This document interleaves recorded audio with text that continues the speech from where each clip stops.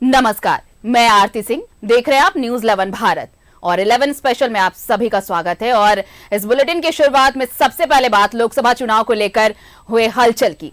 तो लोकसभा चुनाव के लिए उम्मीदवारों के ऐलान में सबसे पहले किसने बाजी मारी? बीजेपी ने। लिस्ट जारी कर दी गई है पहली, और बीजेपी ने झारखंड की 11 सीटों पर प्रत्याशी का ऐलान भी कर दिया है। लेकिन दूसरी ओर इंडिया गठबंधन अब भी सीट शेयरिंग का फॉर्मूला सुलझा नहीं पाई है और इसी कोशिशों में अब तक लगी हुई है। इंडी गठबंधन में सीट शेयरिंग का ऐलान कब? कांग्रेस ने कहा 2019 के फॉर्मूले पर होगा सीटों का बंटवारा। लोकसभा चुनाव के लिए बीजेपी ने 11 उम्मीदवारों का ऐलान कर दिया है। दूसरी ओर इंडिया गठबंधन अब भी सीट शेयरिंग का फॉर्मूला सुलझाने में ही जुटी है। कांग्रेस ने दावा किया है कि सीट शेयरिंग पर गठबंधन के दलों में सहमति बन गई है। 2019 के फॉर्मूले पर भी सीटों का बंटवारा होगा। अरे कांग्रेस के पास जितना सीट था उतना ही सीट का कोई बंटवारा के लेकर कोई गड़बड़ी नहीं है, न कोई हम लोग में आपस में खिंचातानी है। कांग्रेस के पास जितना सीट था झारखंड मुक्ति मोर्चा का था, आरजेडी का था, लेफ्ट को भी हम लोग देने जा रहे हैं। तो इस सीट के कोई मतलब नहीं। हमारा मतलब एक ही है, मकसद वही है कि हम कैसे करके 2000 चुनाव में एनडीए के गठबंधन में ज़्यादा से ज़्यादा उम्मीदवार को जीता है, उसके लिए बातचीत हुई। 9-4-1 के फॉर्मूले पर हुआ था सीटों का बंटवारा। कांग्रेस को 9 सीट, जेएमएम को 4 और आरजेडी को 1 सीट। कांग्रेस ने अपने हिस्से की 2 सीटें जेवीएम को दी थी। कांग्रेस ने कहा है कि 2024 में भी फॉर्मूला वही होगा जो 2019 में था, जबकि जेएमएम अब की बार ज्यादा सीटों पर चुनाव लड़ने की बात कह रहा है। ऐसे में सहमति के दावे पर सवाल उठ रहे हैं। हालांकि कांग्रेस प्रभारी ने कहा है कि गठबंधन की सभी पार्टियां मिलकर चुनाव लड़ेंगी, जबकि जेएमएम का कहना है कि चुनाव की तारीखों के ऐलान के बाद सीट बंटवारे की घोषणा की जाएगी। यहाँ 4 पार्टी मिलकर के सारे 14 सीटों पर लड़ेंगे और जम के लड़ेंगे, एक दूसरे को मदद करते हुए लड़ेंगे और ज्यादा से ज्यादा रिजल्ट हासिल करने की कोशिश करेंगे। गठबंधन का स्वरूप हम लोगों का झारखंड में पूरी तरह से साफ हो गया है। जैसे ही अधिसूचना जारी होगी, इसकी औपचारिक घोषणा होगी। उम्मीदवारों की घोषणा में बीजेपी ने बढ़त बना ली है। हालांकि अब भी 3 सीटों पर उम्मीदवारों के नामों पर सस्पेंस है। लेकिन दूसरी ओर इंडिया गठबंधन अब तक ये भी तय नहीं कर पाया है कि कौन पार्टी कहां से चुनाव लड़ेगी। न्यूज 11 भारत के लिए रांची से विपिन उपाध्याय की रिपोर्ट। सहयोगी विपिन हमारे साथ जुड़ चुके हैं। विपिन, देखिए, लोकसभा चुनाव की डुगडुगी कभी भी बच सकती है, कभी भी ऐलान हो सकता है, अधिसूचना जारी हो सकती है। लेकिन इससे पहले की तैयारियों को अगर आप देखें तो बीजेपी एक कदम आगे नजर आ रही है। लिस्ट जारी हो चुकी है, पहली लिस्ट जारी हो चुकी है, झारखंड में 11 प्रत्याशियों के नाम का ऐलान भी हो चुका है। लेकिन इंडी अलायंस अब तक सीट शेयरिंग फॉर्मूले को भी नहीं सुलझा पाई है, और अगर सुलझा चुकी है तो फिर ऐलान में देरी क्यों? क्या कुछ चल रहा है? ये देखिए, आज से तकरीबन 8 से 10 दिनों के अंदर लोकसभा चुनाव की घोषणा हो जाएगी। 14 या 15 मार्च को संभावित तिथि बताई जा रही है जब चुनाव आयोग आम चुनाव के तिथियों की घोषणा करेगा। और जहां तक बात गठबंधन की करे तो झारखंड में जो गठबंधन की सरकार चल रही है उसमें मूल रूप से झारखंड मुक्ति मोर्चा, कांग्रेस और राजद का पूर्व गठबंधन 2019 का रहा है। और अब जब सामने लोकसभा के चुनाव हैं तो ऐसे में एक व्यापक गठबंधन की बात बीते तकरीबन 1 साल से देश की राजनीति में चल रही है, जिसे इंडिया अलायंस का नाम कांग्रेस की अगुवाई वाले गठबंधन को दिया गया। झारखंड में अगर इसकी बात करें तो 2019 में जब झारखंड मुक्ति मोर्चा, कांग्रेस और राष्ट्रीय जनता दल का गठबंधन लोकसभा चुनाव के वक्त हुआ था तो 9-4-1 का फॉर्मूला था, जिसमें कांग्रेस ने कोडरमा और गोड्डा की सीटें झारखंड विकास मोर्चा को दी थी। और जहां तक बात राजद के साथ जो गठबंधन का था तो राजद को पलामू की सीट दी गई थी, लेकिन अंतिम समय में पिछले चुनाव में चतरा में कांग्रेस उम्मीदवार मनोज यादव के साथ साथ राजद ने अपने उम्मीदवार के रूप में सुभाष यादव को भी चुनावी मैदान में उतारा था, तो वहां पर दोस्ताना संघर्ष देखने को मिला था। परिणाम पर अगर गौर करें तो 19 में राजमहल में झारखंड मुक्ति मोर्चा और चाईबासा में कांग्रेस को जीत हासिल हुई थी और 12 सीटें एनडीए के खाते में गए थे। इस बार की बात अगर करें तो लाल झंडे की एंट्री भी इस बार इस गठबंधन में होने जा रही है। और अब तक जो जानकारी मिल रही है उस हिसाब से जो गठबंधन होगा उसमें मुख्य रूप से सीटें कांग्रेस और झारखंड मुक्ति मोर्चा के बीच में बांटी जाएंगी। झारखंड मुक्ति मोर्चा अपने हिस्से की एक सीट में से वाम दल को हिस्सा दे सकता है और कांग्रेस अपने हिस्सेदारी में से राष्ट्रीय जनता दल को एक सीट देगा। तो जो समीकरण बन रहा है उस हिसाब से अगर मानकर चले तो 8 सीटों पर कांग्रेस, 4 सीटों पर झारखंड मुक्ति मोर्चा, 1 सीट पर राष्ट्रीय जनता दल और 1 सीट पर सीपीआई। लेकिन विपिन, जो खबरें आ रही थी 21 जनवरी, विपिन मैं रोकूंगी आपको, एक सवाल जो सबके जहन में होगा इस वक्त, देखिए जब तक गिरफ्तार नहीं हुए थे हेमंत सोरेन, 31 जनवरी से पहले की बात कर ले तो जो उस वक्त जो सिनेरियो बन रहा था उस हिसाब से ये कहा जा रहा था कि लोकसभा चुनाव आने वाला है और जब सीट शेयरिंग का फॉर्मूला तय होगा तो जाहिर तौर पर जेएमएम इस बार पिछली बार से ज्यादा सीटों की मांग करेगा। तो क्या वो अब भी ये चीजें चल रही हैं और शायद यही वजह है कि अब तक ये चीजें फाइनल नहीं हो पाई हैं कि जेएमएम वाकई कितनी सीटों पर चुनाव लड़ना चाहता है लोकसभा चुनाव इस बार? जी देखिए, हेमंत सोरेन की गिरफ्तारी के पहले आरती कांग्रेस की जो अलायंस कमेटी राष्ट्रीय स्तर पर बनी थी उसके साथ झारखंड मुक्ति मोर्चा के नेताओं की बैठक हुई थी। उस बैठक में उस वक्त पार्टी के केंद्रीय उपाध्यक्ष के नाते चंपई सोरेन, सुप्रियो भट्टाचार्य, विनोद पांडे दिल्ली गए थे और जो मुकुल वासनिक, सलमान खुर्शीद, भूपेश बघेल जैसे लोगों को कांग्रेस ने जो राष्ट्रीय अलायंस कमेटी में रखा था उसमें इन लोगों ने बैठक कर बातचीत की थी। और उस वक्त भी झारखंड मुक्ति मोर्चा ने अपनी तरफ से संभावित सीटों की सूची दी थी। 6 सीटों पर झारखंड मुक्ति मोर्चा का दावा है। जो 4 सीटें पिछली बार झारखंड मुक्ति मोर्चा ने लड़ा था उसके अलावा अगर बात करें तो यहाँ पर हजारीबाग और कोडरमा में झारखंड मुक्ति मोर्चा अपना दावा कर रहा है। लेकिन अब परिस्थितियां कुछ बदली है।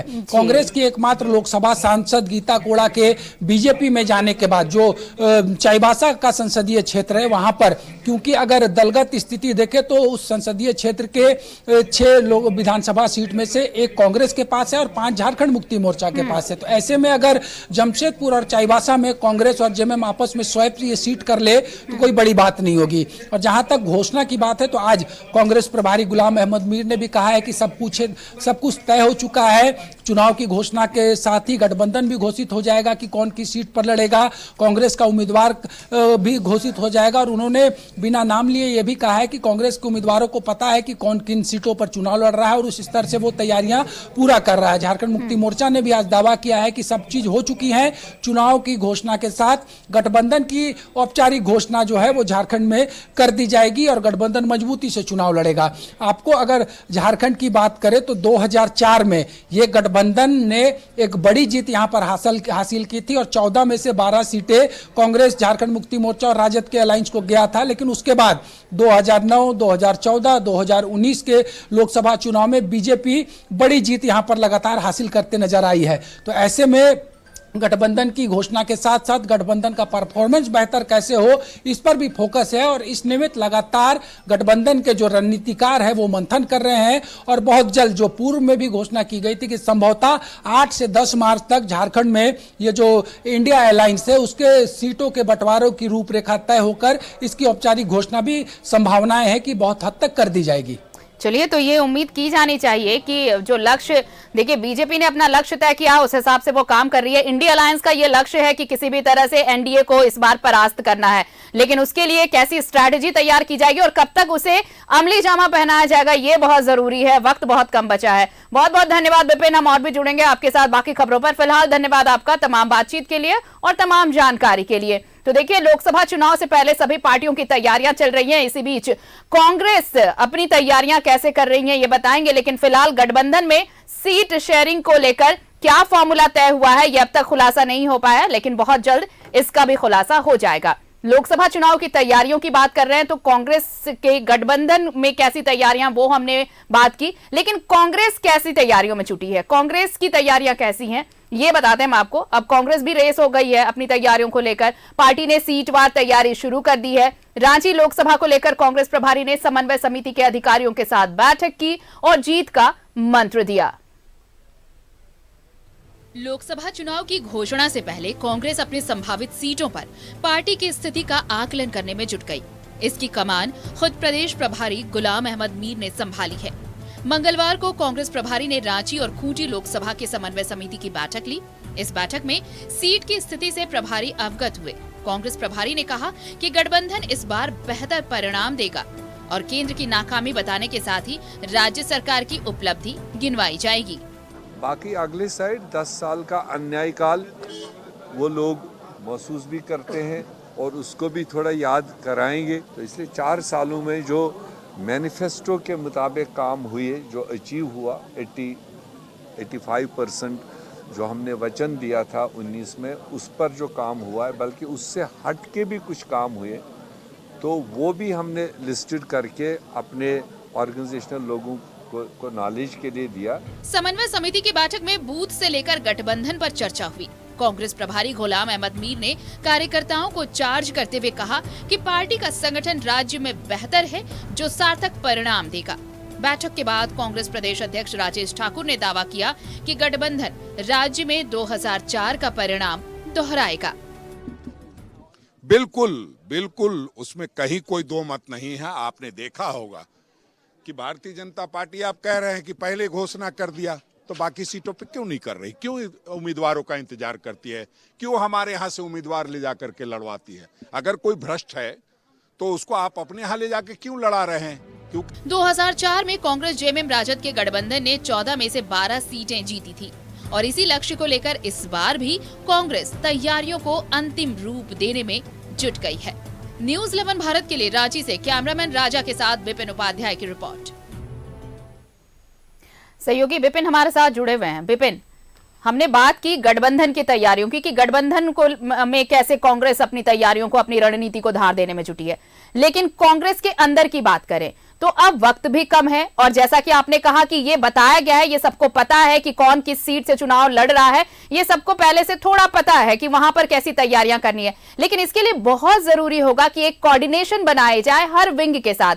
जो विंग्स हैं पार्टी के, उनके साथ आप कैसे कोऑर्डिनेट करते हैं, कहां पे क्या कमियां रह गई हैं, कहां उसे और मजबूत करने की जरूरत है, इस पर ध्यान देना, इस पर फोकस करना जरूरी होगा। जी बिल्कुल, अगर झारखंड में कांग्रेस के लोकसभा के प्रदर्शन पे बात करें तो 2004 के बाद 2009 में एकमात्र सीट कांग्रेस ने रांची में जीता था, 14 में कांग्रेस का खाता नहीं खुला था और 19 में गीता कोड़ा ने कांग्रेस की लाज बचाई थी। इस बार कांग्रेस के लिए लोकसभा का चुनाव काफी महत्वपूर्ण है। कांग्रेस के केंद्रीय नेतृत्व को भी झारखंड से उम्मीदें हैं। बात अगर झारखंड में कांग्रेस की तैयारियों की करें तो बीते साल ही कांग्रेस ने 14 लोकसभा सीटों के लिए संयोजक और प्रभारियों की नियुक्ति की थी और उसके बाद जो लोकसभा क्षेत्रवार समन्वय समिति है उसका गठन किया गया था। अब तक जो तैयारियां थी कि संगठन के जरिए मजबूती से चुनाव लड़ने के लिए कांग्रेस लगातार फोकस कर रही थी और अब अंतिम समय में, जबकि चुनाव की घोषणा कभी भी हो सकती है, उससे पहले खुद कांग्रेस के प्रभारी गुलाम अहमद मीर 5 दिवसीय दौरे पर झारखंड आ चुके हैं और आगामी 9 मार्च तक कांग्रेस की जो संभावित लोकसभा की सीटें हैं जहां कांग्रेस को कॉन्टेस्ट करना है, वहां के समन्वय समिति के पदाधिकारियों के साथ कांग्रेस इंचार्ज बैठक कर रहे हैं और इस बैठक का एक ही लक्ष्य है कि कैसे कांग्रेस अपने सीट में गठबंधन को साथ लेकर चले और जो गठबंधन की सहयोगी घटक दल की सीट है उसमें कांग्रेस के वर्कर कैसे मजबूती से अपने सहयोगी उम्मीदवार को मदद पहुंचाएं, इसको लेकर मंथन किया जा रहा है। जो सबसे बड़ा फोकस कांग्रेस की तरफ से है कि अब अंतिम समय है चुनाव की तैयारियों का, तो ऐसे में जो सबसे महत्वपूर्ण बिंदु किसी भी चुनाव के लिए जो बूथ मैनेजमेंट का होता है, तो उस बूथ पर फोकस किया जा रहा है कि कैसे उस बूथ पर जो कांग्रेस का प्रोमिनेंट वोट है उसको तो कास्ट कराया ही जाए, साथ ही साथ वैसे लोग जो किसी कारणवश कांग्रेस से दूर हो गए हैं उसको भी एक बार फिर से एकजुट करने की कवायद के साथ साथ कार्यकर्ताओं को इस बात को लेकर विचार किया गया है कि संगठन अगर चाहे तो परिवर्तन हो सकता है। इसके लिए उदाहरण भी दिया गया कि 2004 में इस गठबंधन ने कैसे बीजेपी को यहां पर धूल चटाई थी जब अलग झारखंड के बाद पहला लोकसभा का चुनाव हुआ था। इस घटना को 20 साल हो गए हैं और 20 साल से बीजेपी लगातार बीते 3 लोकसभा चुनाव में इस गठबंधन को पटकनी देते आई है। तो ऐसे में कांग्रेस अपनी सीट पर खासा फोकस कर रही है। जिस सीटों पर कांग्रेस को ज्यादा उम्मीदें हैं का अगर बात पिछली लोकसभा की करे तो खूंटी कांग्रेस 1400 वोटों से हारी थी। लोहरदगा के संसदीय क्षेत्र में कांग्रेस को 10,000 से हार का सामना करना पड़ा था। तो खास करके वैसे सीटों पर भी बीते 1 साल से कांग्रेस का फोकस है जहां नैरो मार्जिन से कांग्रेस हारी थी और फिलहाल अब 9 तारीख तक प्रभारी एक सीट का ब्यौरा लेंगे और उसी आधार पर, क्योंकि मैनिफेस्टो भी जो कांग्रेस का बनना है उसमें भी जो स्टेट लेवल का मैनिफेस्टो हो या फिर जो राष्ट्रीय जी। स्तर पर कांग्रेस घोषणा पत्र में जिन बिंदुओं को शामिल करेगी, वैसे में झारखंड से किन विषयों को पार्टी के कार्यकर्ता चाहते हैं कि राष्ट्रीय स्तर पर लाया जाए, वो कौन से मुद्दे हैं जिसे कांग्रेस सत्ता पर आने के बाद पूरा करना चाहती है, और साथ साथ जो राज्य में अलायंस की गवर्नमेंट चल रही है उनकी उपलब्धियों को कैसे जनता को बताकर ज्यादा से ज्यादा वोटर्स को अपने पक्ष में गोलबंद किया जाए। इन तमाम चीजों को लेकर समन्वय समिति के माध्यम से कांग्रेस प्रभारी कांग्रेस की तैयारियों की अंतिम रिपोर्ट यहां पर ले रहे हैं, और उसी के आधार पर जो आने वाले समय में लोकसभा वार जो रैलियां होनी है, जो बड़े नेताओं को झारखंड की जवाबदेही दी जाएगी, या फिर जो संभावित उम्मीदवार हैं जिनको की हिंट हो चुका है कि अपने क्षेत्र पे उनको फोकस करना है, तो उनको कौन कैसे बेहतर कोऑर्डिनेशन के साथ सहयोग करेगा ताकि रिजल्ट बेहतर हो सके कांग्रेस के पक्ष में, गठबंधन के पक्ष में, उसको लेकर प्रभारी ने खुद से कमान संभाली है। और 9 मार्च तक तकरीबन 10 लोकसभा सीटों पर खुद से दौरा कर कांग्रेस के प्रभारी गुलाम अहमद मीर वस्तु स्थिति का जायजा लेंगे। बिल्कुल, लेकिन इन सबके बीच चुनौती ये कि जो एक सीट थी वो सीट बचाना, वो नाक का सवाल जरूर रहेगा विपिन। कम से कम वो सीट बचाई जाए, कांग्रेस अपने ये सीट बचा सके, बाकी अगर कुछ और मिले तो वो बोनस पॉइंट होगा। बहरहाल शुक्रिया आपका तमाम जानकारी के लिए और पूरी बातचीत के लिए। तो देखिए, कांग्रेस भी अपनी तैयारियों में लगी है लोकसभा चुनाव को लेकर, और इसी को लेकर समन्वय समिति की बैठक, कोऑर्डिनेशन बनाने की कोशिश सभी विंग्स में ताकि पार्टी बेहतर परफॉर्म कर सके लोकसभा चुनाव में।